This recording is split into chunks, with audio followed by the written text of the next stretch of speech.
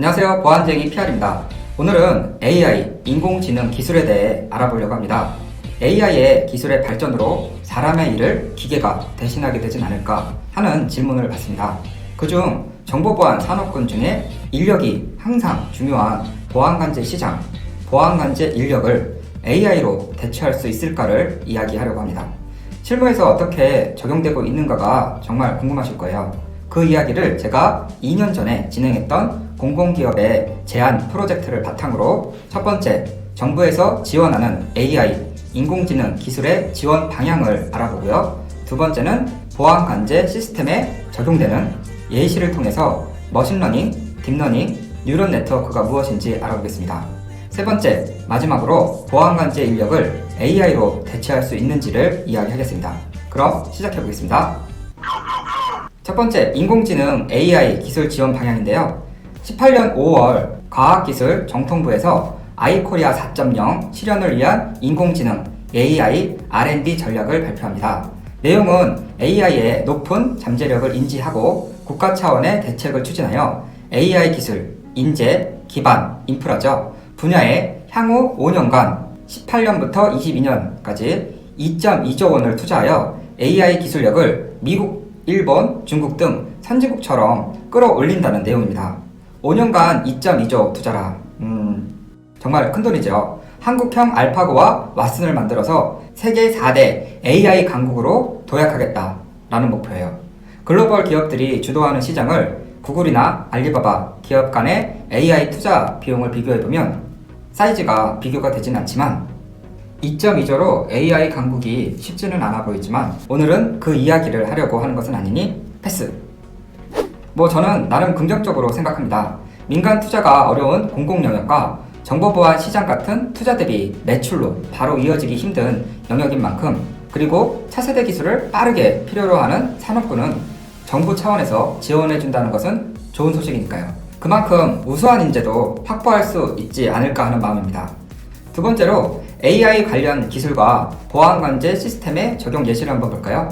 현재 발주되고 있는 산업을 알아보기 전에 인공지능 기술, 최근 거론되고 있는 AI, 머신러닝, 딥러닝 등 기술을 최근에 만들어진 것은 아닙니다. 최근 10년 전부터 폭발적인 성장이 시작이 되었다고 해도 될 정도로 주목을 받고 있죠. 인공지능 기술 발전 과정을 보면 AI 개념 정립이 1956년이었습니다. 지금부터 63년 전이네요. 아주 까마득하죠. 2010년 딥러닝이 나오기 전까지 암흑기를 거쳐 2016년 대중적으로 알파고와 이세돌 9단과의 바둑 대결이 세상의 주목을 받게 됩니다. 그때는 정말 충격적이었는데 말이죠. 컴퓨터가 바둑 천재를 고민하게 만드는 모습은 정말 신선한 충격이었습니다. 이러다 터미네이터의 스카이넷 현실판이 나오게 되는 거 아닌가 하고요.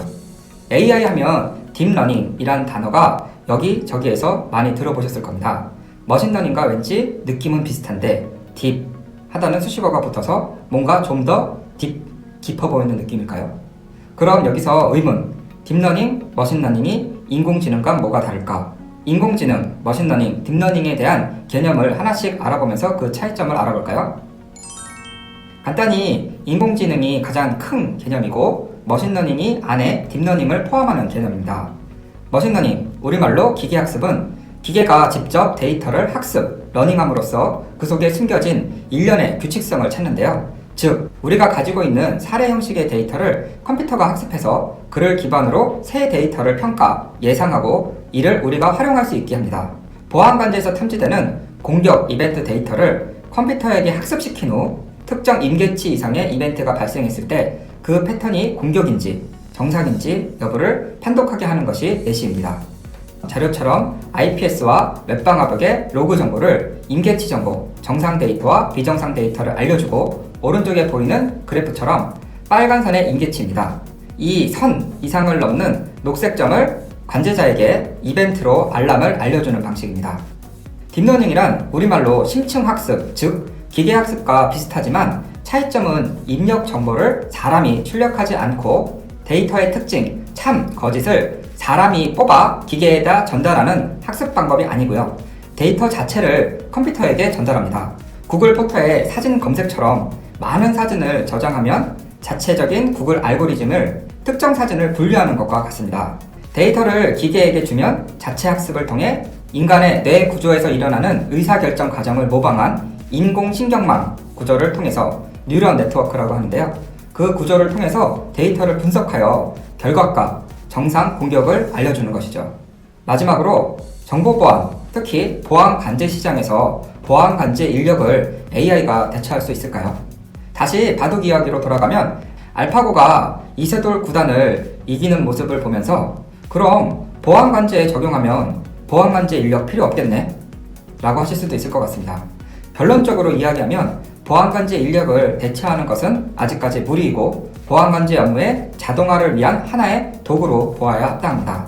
현재 AI 인공지능을 통한 보안 탐지 및 대응 보안 솔루션들에 활용되는 이상금융거래 탐지 FDS나 네트워크 침입 탐지 제품 IDS, IPS, SIEM 같은 군들이 있고요. 악성 코드 분석, 소프트웨어 취약점 분석 등이 있습니다. 많은 제품들의 공통적인 의견은 인공지능 플러스 사람의 판단력이 적절히 조화되었을 때 인공지능 보안 솔루션은 최상의 성능을 낼 수 있다는 것입니다. 여담이지만 실무자 입장에서 AI를 통한 방어보다는 AI가 우리의 시스템을 공격하면 사람이 막아야 하는 일이 먼저 생기지 않을까 하는 걱정을 해봅니다.